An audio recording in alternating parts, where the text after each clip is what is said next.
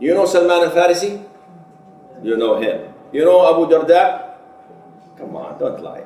Who's Abu Darda?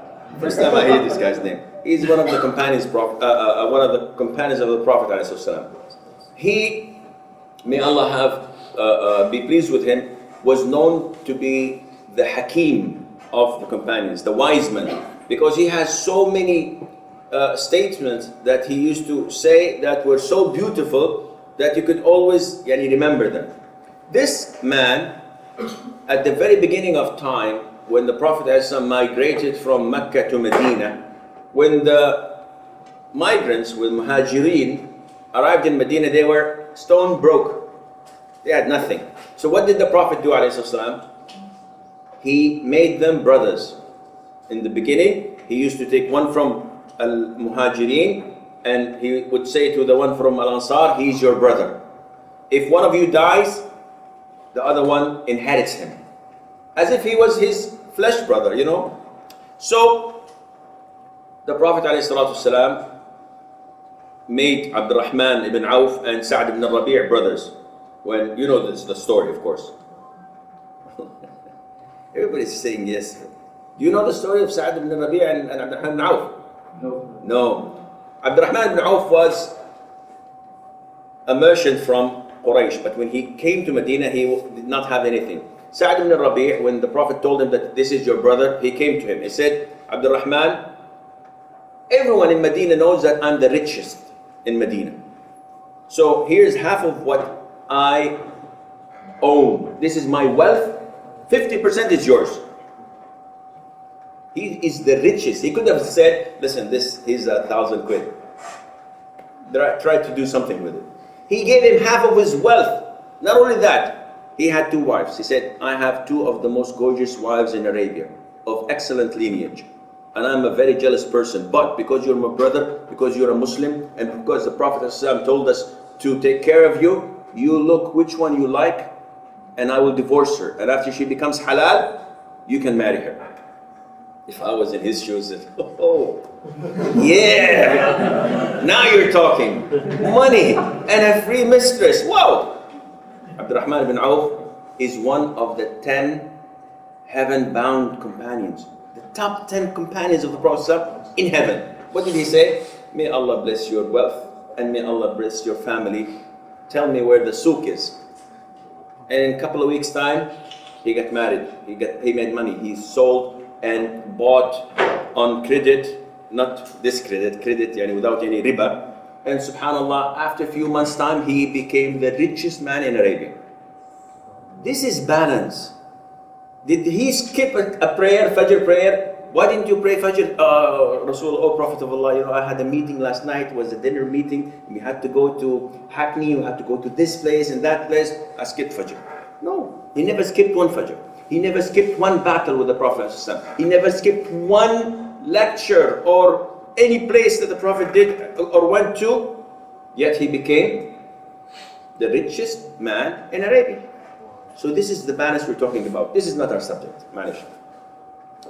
Our subject is that Abu Darda and Salman, the Prophet made them brothers. So Salman went to visit his brother in his house. He saw Mrs. Abu Darda. Was Darda. He was married to 2. Darda al-Kubra, she died. He married another one and nicknamed her Darda al-Sughra. So he looked at her and he saw that she was not taking good care of herself, and that was before hijab, that at the very early times of Medina. So he said, what's wrong? Why aren't you taking good care of yourself? She said, well, your brother Abu Darda, mashallah, he spends all night praying and all day fasting. Alhamdulillah, meaning he's not going to have enough time to look even at his wife. So Salman said, okay. And he waited until Abu Darda came. And he served his guest, Salman, food. Okay, brother, this is food.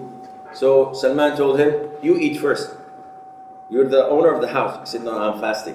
He said, eat. He said, no, I'm fasting. He said, wallahi, you will eat. I will not eat until you eat. So Abu Darda waited and then said, okay, I'm going to break. It's voluntary fasting, so what's the heck? He broke his fast and he ate. They prayed Isha. After Isha, Abu Darda performed ablution and Bismillah, Allahu Akbar. What are you doing? So I'm praying night prayer. Night prayer is 8 o'clock. Go to sleep. So no, I want to pray. Salman said, go to sleep. So he slept for an hour and then 9 o'clock, stood up to pray. Salman was still awake. He said, go to sleep. 9, 10, 11, 3, 3:30. It's an hour almost to Fajr. Salman said, now you come, you go and pray. So they all woke up, washed, prayed night prayer. And after they finished, Salman addressed Abu Darda, teaching him. And the Prophet said about Salman, Salmanu minna al-bayt. Salman is one of us. And his story is a different ball game altogether. He's known in the books of history as the seeker of truth. How his father was the guardian of the fire that the fire worshippers worshipped in Persia, in Iran. And how he fled and believed, and then he went to Iraq to a priest, to another priest, and how he went to Sham, and then how he was sold as a slave, only seeking the truth. This is a different story.